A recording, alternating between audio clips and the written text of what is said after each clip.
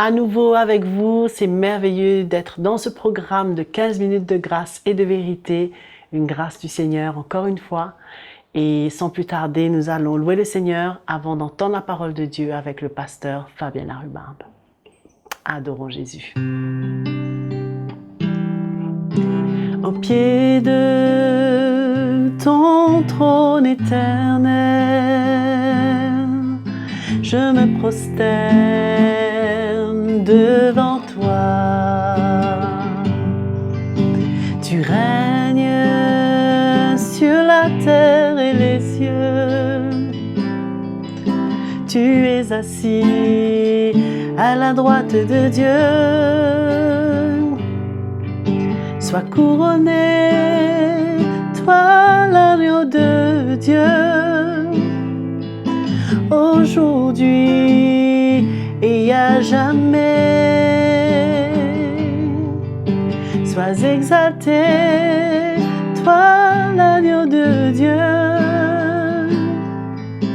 Ta majesté remplit ce lieu. Ta majesté remplit ce lieu.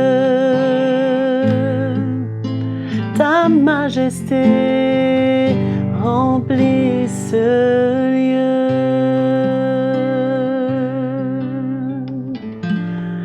Merveilleux Jésus. Sans plus tarder, nous allons entendre la parole de Dieu avec le pasteur Fabien Larhubarbe. Je vous souhaite la bienvenue dans cette nouvelle édition de 15 minutes de grâce et de vérité. Quelle joie de vous retrouver. Et en même temps, Joël, je veux te remercier pour cette louange qui a continuellement préparé nos cœurs pour écouter la parole du Seigneur. Nous avons cette grâce de t'avoir avec nous et nous sommes reconnaissants que le Seigneur t'encourage. Voilà, moi je vous accueille maintenant pour cette édition et on va parler maintenant sur un sujet qui nous concerne tous, ramener ceux qui s'égarent. C'est-à-dire, nos frères et sœurs, ceux qui ont commencé la route avec nous, dans le royaume de Dieu, dans cette course, mais qui à un moment donné se sont égarés, ont tombé quelque part, et nous avons besoin de ressentir quelle est la volonté de Dieu, quel est le cœur du Seigneur pour eux. Et dans la parole de Dieu, Dieu nous montre son cœur envers ceux qui se sont égarés, ceux qui ont été piégés par l'ennemi, par le péché, le monde, et nous avons besoin de ressentir le cœur de Dieu. Et normalement, nos frères et sœurs, par manque de révélation, par des situations, par des blessures ou les pièges de l'ennemi, tombent.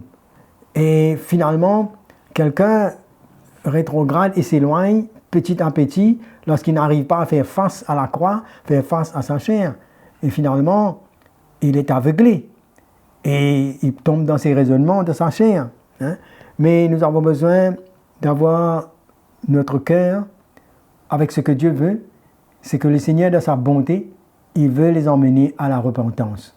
Nous allons voir pour cela, comme référence, dans 2 Pierre, le chapitre 3, au verset 7. Tandis que par la même parole, les cieux et la terre jusqu'à présent sont gardés et préservés pour le feu, pour le jour du jugement et de la ruine des hommes impies. Mais il y a une chose bien aimée que vous ne devez pas ignorer, c'est que devant le Seigneur, un jour est comme 1000 ans, et 1000 ans sont comme un jour. Le Seigneur ne tarde pas dans l'accomplissement de la promesse, comme quelques-uns le croient, mais il use de patience envers vous, ne voulant pas qu'aucun périsse, mais voulant que tous arrivent à la repentance. Donc, cette parole ne vient pas pour condamner, mais pour nous montrer la patience de Dieu, pour nous montrer comment il a à cœur que tous arrivent à la repentance. Le but, ce n'est pas d'analyser les fautes, les chutes des autres, mais de voir qu'est-ce que Dieu peut faire quand quelqu'un s'est égaré. Et notre rôle, c'est de devenir un instrument dans la main du Seigneur pour l'emmener à prendre le chemin de la repentance et afin de le gagner pour que Dieu puisse le restaurer. Amen. Ça, c'est la manière que le Seigneur veut. Je suis en train de lire un verset dans Ézéchiel, peut-être on peut voir cela ensemble. comment le Seigneur veut avertir, comment il veut emmener à la repentance. Alors, quelques versets, Ézéchiel, chapitre 3, verset 17. « Fils de l'homme, je t'établis comme sentinelle sur la maison d'Israël. Tu écouteras la parole qui sortira de ma bouche, tu les avertiras de ma part. » Dieu avertit toujours. Hein? Et quand je dirai au méchant, tu mourras, si tu l'avertis, si tu ne l'avertis pas, si tu ne parles pas pour détourner le méchant de sa mauvaise voie et pour lui sauver la vie, ce méchant mourra dans son iniquité et je te redemanderai son sang. Mais si tu l'avertis, au verset 21, si tu avertis le juste de ne pas pécher et qu'il ne pêche pas, il vivra parce qu'il s'est laissé avertir et toi, tu sauveras ton âme. Voilà le cœur du Seigneur. Et c'est pourquoi que quand on fait face à cela, hein, comment le Seigneur veut que nous soyons un instrument. Souvent, nous savons cette parole où le Seigneur nous dit, mais que celui qui est debout prenne garde de tomber. Hein. Souvent, on peut analyser et voir, mais on a besoin d'avoir cette attitude où le Seigneur peut se servir de nous pour ramener ceux qui se sont égarés. Jacques, le chapitre 5, verset 19. « Mes frères, si quelqu'un parmi vous s'est égaré loin de la vérité, et quelqu'un d'autre l'y ramène, qu'il sache que celui qui ramène un pécheur de la voie où il s'était égaré, sauvera une âme de la mort et couvrira une multitude de péchés. » Voilà notre rôle, voilà le cœur qu'on a besoin. C'est parce que dans le cœur du Seigneur, il ne veut qu'aucun ne périsse, il veut que personne ne soit laissé en arrière. Et dans cette situation, on a besoin de veiller sur notre cœur, sur notre attitude. Le but, c'est d'avertir. Le but, ce n'est pas de juger, de critiquer, mais d'être un instrument dans la main du Seigneur pour tendre la main, pour emmener. Et le chrétien, on doit toujours avoir cela à cœur et avoir cette compréhension que les exhortations, les avertissements, c'est pour qu'on puisse ressentir le cœur de Dieu pour revenir, parce que c'est ça le but du Seigneur. Hein? L'apôtre Paul, quand il a averti l'Église, même avec les anciens d'Éphèse, il a une chose qu'il a dit, et il dit, c'est pourquoi je vous déclare aujourd'hui que je suis pur du sang de vous tous quand je veux annoncer tout le conseil de Dieu sans en rien cacher. C'est ça, l'attitude de notre cœur, d'annoncer, d'avertir dans la vérité, afin que ceux qui s'égarent puissent revenir en eux-mêmes et avec la grâce du Seigneur, arriver à la repentance et retrouver le chemin. C'est avec compassion, avec respect, mais conviction pour avertir. Nous voyons comment Nathan est venu avertir David. David s'est égaré, s'était laissé séduire par le péché, l'adultère, et là, Nathan est venu lui parler. Peu importe la gravité, mais quand Dieu parle, quand Dieu avertit, c'est parce qu'il a un plan. Dieu a voulu restaurer David, mais il avait à avoir un cœur. Je crois qu'il y a quelque chose qui doit être important pour nous, c'est quand on est sur le chemin de la croix, quand nous-mêmes, nous laissons Dieu travailler notre vie, nous pouvons être un instrument dans la main du Seigneur. La deuxième chose qu'on fait, c'est qu'on avertit. On parle la parole, on parle ce que Dieu dit pour avertir.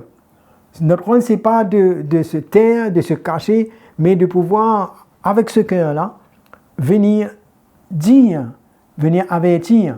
Et ensuite, la chose qu'on peut faire après d'avoir fait tout cela, c'est de prier le Seigneur. C'est d'avoir un cœur. Hein? Comme Abraham, quand Lot, la Bible nous parle que Lot s'était égaré dans le sens où il a choisi la plaine, hein, au lieu de rester avec Abraham, sa convoitise, il s'est écarté et est allé vivre dans les plaines de Sodome, Gomorrhe, et voilà que Dieu avait voulu détruire cette ville et Lot était parmi là. Alors Abraham a intercédé. Voilà son cœur. Et il a demandé au Seigneur, s'il a 50 justes, est-ce que tu vas détruire la ville? Après, il a dit, mais s'il manque 5, s'il y a 45, après, s'il y a 40, il a continué. Alors, il avait un cœur pour pouvoir voir que Lot et sa famille puissent sortir. Alors, il a dit, mais si maintenant, s'il reste 30, est-ce que tu vas faire détruire tout? Mais est-ce que s'il reste 20? Il a fini par demander au Seigneur jusqu'à 10 pour faire sortir. Cela nous montre le cœur qu'on a besoin pour que nous puissions nous tenir, être un instrument dans la main du Seigneur envers ceux qui s'égarent. parce qu'il y a beaucoup d'occasions de suite, beaucoup qui sont découragés, beaucoup qui tombent. Mais quel est notre rôle? C'est de pouvoir avertir, c'est de pouvoir prier, c'est de pouvoir avoir la foi pour eux, pour qu'ils retournent à la croix, pour qu'ils se repentent et qu'ils puissent arriver à laisser le Seigneur les saisir et les restaurer. Hein? Et nous voyons comment David, quand Nathan lui a parlé, il s'est humilié.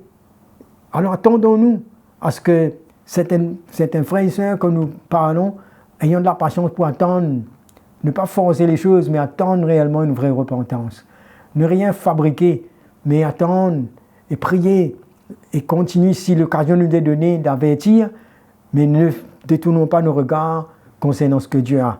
Nous voyons comment la parole de Dieu nous montre, quand le fils aîné est parti, comment le père, quand il est revenu, il a fait ému de compassion. Il a dit apportez vite la robe, hein, les anneaux. Il dit mon fils qui était mort, voilà, il est revenu à la vie. Hein. Dans Luc 15, on peut voir ça. Hein. Et il a dit maintenant on peut se réjouir. Voilà son cœur. Mais par contre, le fils aîné, quand le fils prodigue est revenu, le fils aîné était en colère, il ne voulait pas entrer dans la maison. Il a dit mais voilà, moi tu n'as jamais tué de veau gras. Mais le père va lui dire, mais toi tu étais avec moi, tout ce que j'ai été à toi. Il fallait se réjouir parce que ton frère qui était perdu, il est retrouvé. Donc nous ne devons pas avoir l'attitude du fils aîné qui finalement n'a pas eu la compassion, n'a pas compris le cœur du père et il est resté dehors. Finalement, à la fin de l'histoire, le fils prodigue était dans la maison et le fils aîné était dehors à cause de son attitude. C'est pourquoi nous avons besoin de garder l'esprit de l'évangile, garder le cœur du Seigneur et ne pas juger, ne pas précipiter, mais dire la vérité et prier et compter sur le Seigneur afin de pouvoir être un instrument dans la main du Seigneur. Je vais terminer avec ce verset dans Jude, le verset 22. Jude, le verset 22. « Reprenez les uns, ceux qui contestent, sauvez-en d'autres en les arrachant du feu, et pour d'autres encore, ayez une pitié mêlée de crainte, haïssant jusqu'à la tunique souillée par la chair. » Ça, c'est notre responsabilité, hein, de reprendre, hein, de les sauver. Voilà le but, c'est de les sauver.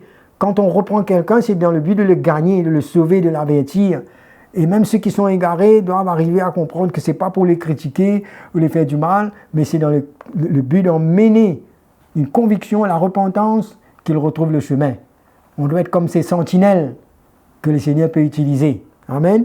Et voilà, il dit, mais ayez une pitié mêlée de crainte, haïssant jusqu'à la tunique, souillée par la chair. C'est-à-dire que nous, on ne doit pas être dans les émotions, n'est-ce pas? Hein, souvent, quand on est très proche et qu'on a une certaine relation émotionnelle, on veut excuser, on veut comprendre, mais on a besoin d'être dans l'esprit de l'Évangile et de reprendre et pour les sauver et en même temps dans la crainte du Seigneur pour que la vérité puisse les rendre libres et que la bonté de Dieu les emmène à la repentance. Amen. Voilà, mes frères et sœurs, je suis sûr que quelque part le Seigneur nous a parlé, quelque part on connaît quelques-uns qui sont rétrogradés, qui sont loin, mais on peut réellement, après avoir parlé, et s'attendre au Seigneur, prier et avoir la foi pour eux, parce que le but du Seigneur, c'est que tous arrivent à la repentance. Amen. Que le Seigneur vous bénisse. Je vous retrouve à la prochaine fois. C'est la fin de cette session de 15 minutes de grâce et de vérité, le programme du Seigneur pour vous et moi, avec le pasteur Fabien Larumbarbe. C'est vraiment une bénédiction du Seigneur et je suis sûre que vous en profitez, que vous partagez cela autour de vous. Le monde en a tellement besoin.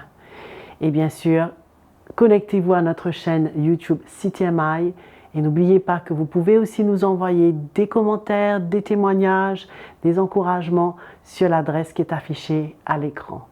Merci encore une fois de votre fidélité et on se dit à très bientôt.